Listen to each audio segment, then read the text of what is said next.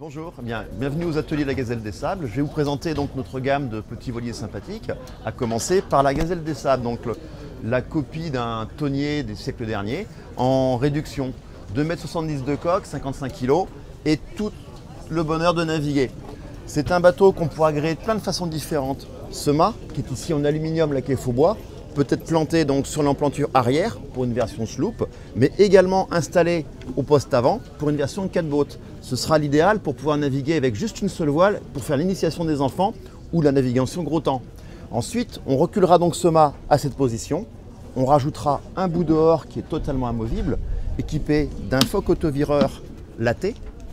L'écoute de foc passera donc de chaque côté du mât pour des réglages très faciles. Vous aurez ainsi un bateau équilibré en version 2 voiles. Alors on remarque bien sûr l'absence de baume, ce qui est bien pratique pour les grands gabarits. On a à peine besoin de baisser la tête pour pouvoir passer d'un bord à l'autre. Une barre tout en douceur, une écoute de grand voile qui revient sur l'axe neutre des aiguillons, ce qui permet d'avoir un bateau parfaitement équilibré. Ici, j'ai une version avec un mâtreau télescopique déployé, ce qui me permet de porter fièrement une voile de flèche et qui porte la surface de toile à 7 mètres carrés.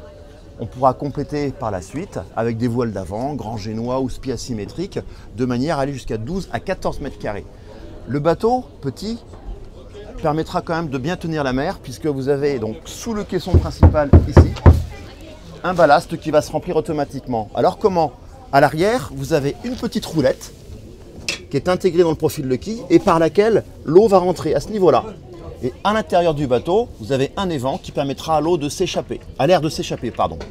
Donc l'eau rentre ici, remplit la totalité du caisson jusqu'à ce niveau-là, ce qui permet d'avoir un petit voilier, léger en manutention, mais lesté en navigation, très stable.